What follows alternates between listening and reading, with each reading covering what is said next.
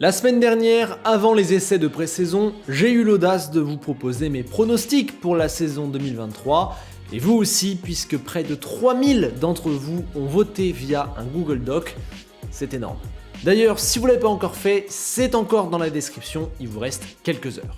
Parmi les questions auxquelles je vous demandais de répondre, il y avait un espace libre, votre prédiction folle pour la saison, et c'est justement de ça dont on va parler aujourd'hui puisque j'ai sélectionné les 5 qui sont le plus revenus.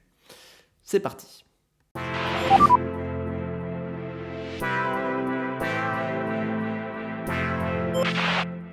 Alors je ne vais pas m'attarder sur les petits pronostics, on verra en fin d'année qui avait raison, mais les Alonso fait un podium, Sargent va en Q3 ou Tsunoda marque au moins 50 points, c'est pas vraiment des débats qu'on va regarder aujourd'hui, non, c'est plutôt 5 gros thèmes, vous allez voir l'idée. Le premier c'est Ricciardo remplace Pérez. Avec l'arrivée de Daniel en tant que 3e pilote et la fin de saison où Checo a semblé plus en difficulté sportivement et humainement, l'idée fait du chemin dans pas mal de vos cerveaux. Et je le comprends, il y a 2 scénarios dans lesquels un échange a du sens. D'abord, si la brouille avec Max à propos visiblement du crash en qualif à Monaco l'an passé n'a pas été digérée et que le Mexicain se met à avoir des agissements qui ne vont pas dans le sens de son leader. On ne va pas se mentir, même s'il est bien traité, il doit s'acquitter de certaines tâches qu'on pourrait attribuer à un numéro 2, et s'il ne les fait plus, Red Bull peut totalement lui dire « Ah merci, mais au revoir ». Deuxième scénario, ses performances déclinent, il a de plus en plus de mal dans une voiture qui n'est pas vraiment faite pour lui, et il finit par devenir vraiment sous-performant, pendant qu'à l'usine on se dit que les temps de Daniel Ricciardo dans le simulateur, ils sont pas tout mal. Cela pourrait mener à une rupture de contrat, rappelons que Checo court jusqu'en 2024 à la fin, mais bon, je n'y crois pas non plus. Certes, il a d'abord envie de gagner pour lui-même, et il peut rechigner, de se sacrifier ou de faire des tâches ingrates plutôt au bénéfice de Max Verstappen, mais ses volontés personnelles ne valent pas grand-chose face au pouvoir que Red Bull a sur lui. Il sait que s'il ne fait pas ce qui est demandé, eh bien il peut perdre son siège, et donc ça peut être la fin de sa carrière. Il est intelligent, en plus Verstappen le bat sur la piste, donc pourquoi irait-il tout faire sauter alors qu'il est dans un siège où il peut enchaîner les podiums et avoir la chance de gagner des courses. D'autre part, l'écurie a visiblement essayé d'aller dans son sens dans la conception de la voiture durant l'hiver, donc je ne crois pas trop à la thèse d'un Pérez qui n'arriverait plus du tout à suivre avec cette voiture, surtout qu'il a une faculté incroyable à s'accrocher, à toujours ramener des résultats, à ne jamais décevoir et à toujours savoir se rendre utile dans une course. Et puis au final, même s'il est 6ème du général et qu'il est vraiment très loin de Verstappen, est-ce que c'est vraiment un problème pour Red Bull qui n'a pas vraiment comme grande ambition le constructeur ? J'en suis pas certain. Donc pour être viré pour manque de performance, il va quand même falloir y aller. Autre argument, débarquer Sergio, le bon numéro 2 qui apporte les résultats qu'il faut depuis 2 ans et qui a aidé Max 2 fois à valider sa couronne, ça rendrait Red Bull très impopulaire. Je sais qu'il s'en fiche et que c'est peut-être déjà le cas, mais quand même, d'un point de vue image, ce serait pas bénéfique pour la marque. Ensuite, je me pose la question de la réelle valeur et du réel niveau de Daniel Ricciardo, et j'ai le sentiment qu'en faisant de lui d'office un candidat au siège de Pérez, on le trouve peut-être un peu plus beau qu'il ne l'est aujourd'hui. Et oui, il sort de 2 échecs, et je pense que s'il a été pris, c'est d'abord et surtout pour l'opportunité commerciale, et parce qu'il ne coûtait rien. Horner et Marco ne se font pas d'illusions sur son niveau sportif, et c'est pas ça qui a motivé le recrutement. Enfin, ce n'est pas pareil de gérer Pérez et de gérer Ricciardo, qui a une histoire sentimentale avec toi, qui a un statut beaucoup plus lourd et qui est plus aimé des fans. Niveau médiatique et humain, tu ne peux donc absolument pas traiter les deux de la même manière. Or, ce que veut Red Bull, c'est quelqu'un de performant mais pas trop, et surtout qui fasse ce qu'on lui demande.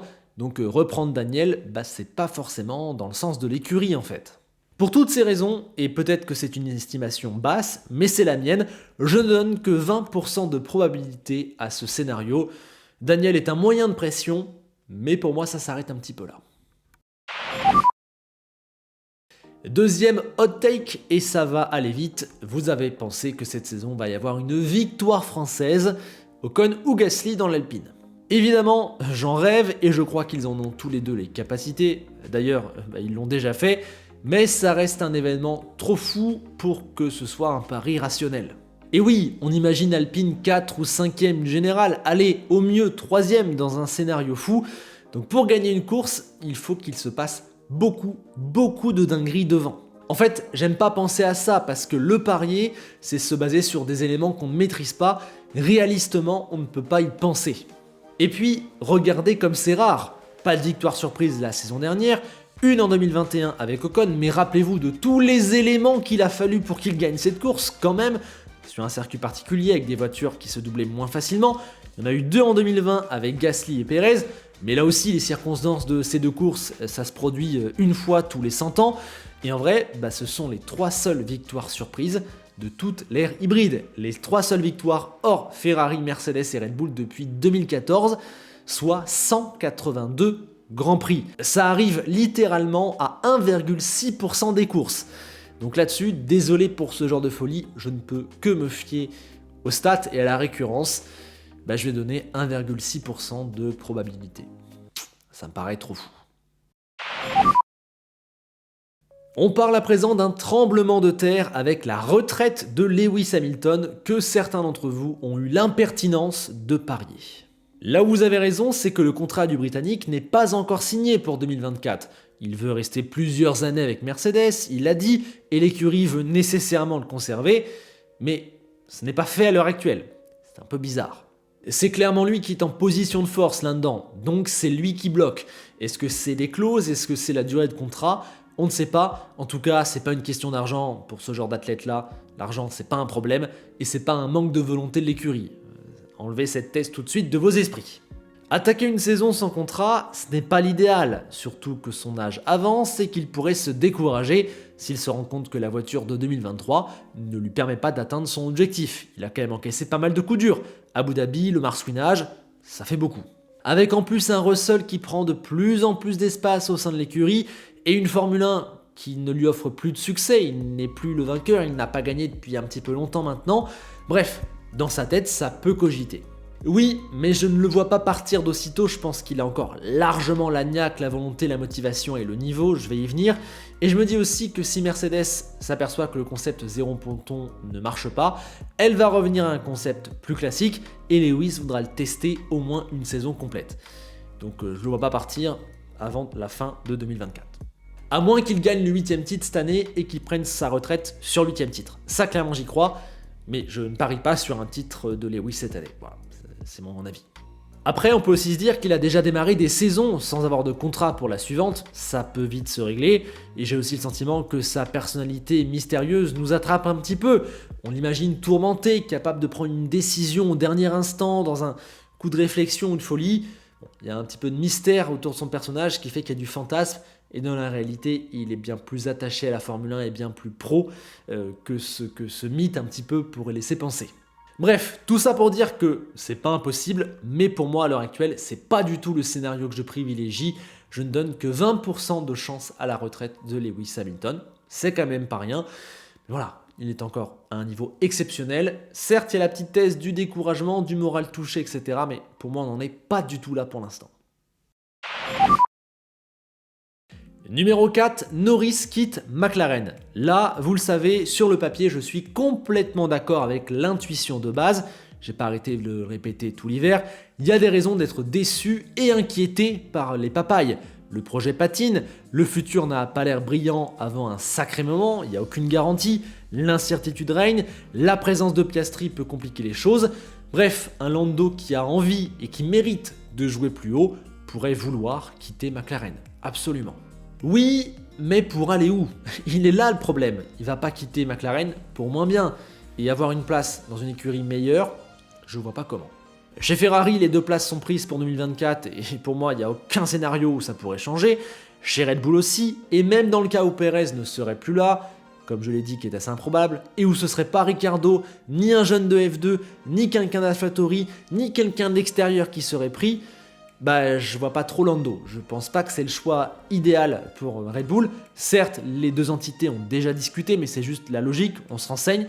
Et je vois pas Horner mettre Lando dans les pattes de Max, même si un numéro 2 sur le papier comme ça, c'est énorme. C'est pas vraiment la politique de la maison depuis quelques années. Donc je finis par l'écarter, et pareil pour Mercedes, dans le scénario où Lewis prend sa retraite, qui du coup pour moi était également un peu improbable, je pense pas qu'il le mettrait lui, puisque son profil clash un peu avec celui de Russell, et je pense que Mercedes va vouloir un duo plus tranquille, plus classique. Je sais pas qui il prendrait, mais je mets pas Lando en pôle, même si en termes de talent pur, forcément c'est très intéressant. Alpine, bon, c'est mort aussi, il reste peut-être Aston, mais il faudrait qu'elle soit performante, qu'elle attire, et ça voudrait dire que Lawrence Stroll lâcherait son fils. C'est pas impossible, je pense qu'à terme, c'est une idée qui commence à germer dans sa tête, on a déjà eu l'occasion d'en parler, et je le referai, mais je pense que c'est encore un petit peu tôt, et j'ai du mal à l'imaginer. Donc voilà, bien que des fenêtres puissent s'ouvrir, elles restent encore très ténues, et donc je crois que notre ami Lando est coincé un petit peu chez McLaren, il a un contrat jusqu'en 2025, ça rappelle un peu Gasly chez AlphaTauri. Il va donc devoir rester, peu importe ce qui se passe au sein de l'écurie, je cote son départ à 10% de probabilité, et pour moi vraiment, si le départ se matérialise, ce serait aussi fou qu'Alonso chez Aston l'été dernier.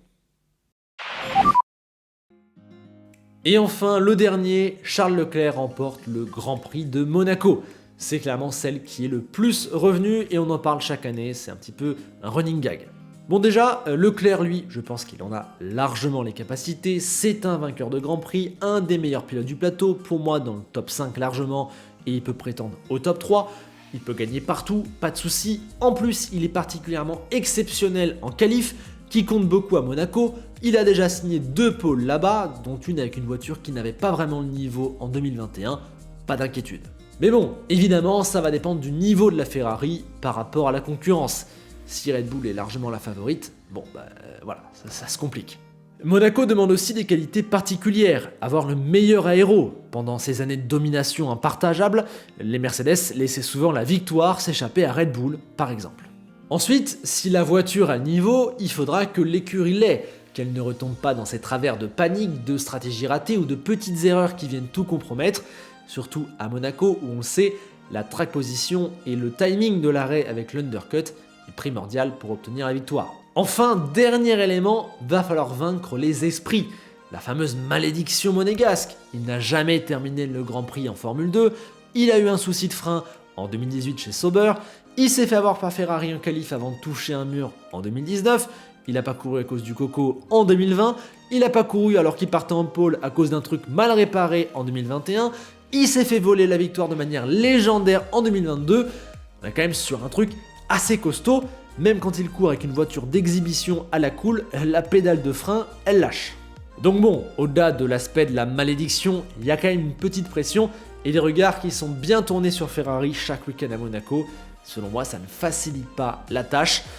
Mais sérieusement, à l'heure actuelle, je dirais que c'est du 50-50. On peut pas encore dire qui sera le favori à Monaco, et Leclerc et Ferrari ont toutes leurs chances. Allez, je vais dire du 45-55 en faveur de cette victoire. Allez, sur ce, pensez à donner vos 5 avis en commentaire là-dessus. Le Google Doc est également accessible pour ceux qui ne l'auraient pas encore rempli. Likez et abonnez-vous si la vidéo vous a plu.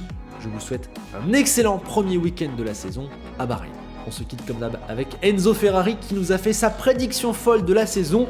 On apprendra dans l'été grâce à un test ADN que Fred Vasseur est en fait le fils caché de Jean Todt. A bientôt.